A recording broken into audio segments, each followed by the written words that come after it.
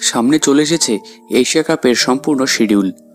দীর্ঘ টালবাহানার পর বহু অপেক্ষিত টুর্নামেন্টের দিনক্ষণ জানিয়ে দিয়েছে এশিয়ান ক্রিকেট কাউন্সিল। এসিসির ঘোষিত শিডিউল অনুযায়ী কিন্তু আগামী 9 সেপ্টেম্বর থেকে শুরু হবে এশিয়া কাপ, চলবে 28 সেপ্টেম্বর পর্যন্ত।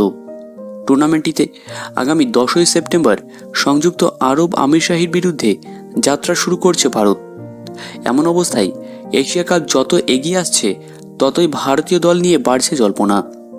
সম্প্রতি শোনা যাচ্ছিল ইংল্যান্ডের বিরুদ্ধে সদ্য শেষ হওয়া টেস্ট সিরিজে দুরন্ত ছন্দে থাকার কারণে এশিয়া কাপে জায়গা পেতে পারেন শুভমান গিল। একই ঘটনা ঘটতে পারে জয়সওয়াল এবং ওয়াশিংটন সুন্দরের ক্ষেত্রেও। এবার সেই সম্ভাবনাই হয়তো সত্যি হওয়ার পথে।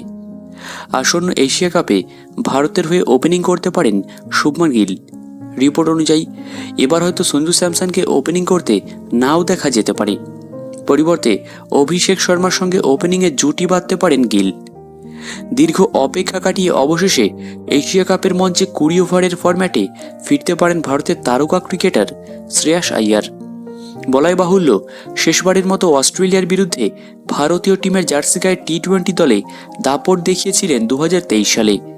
এরপর থেকে আর টি-20 টুর্নামেন্টে ভারতের হয়ে মাঠে নামেননি আইয়ার।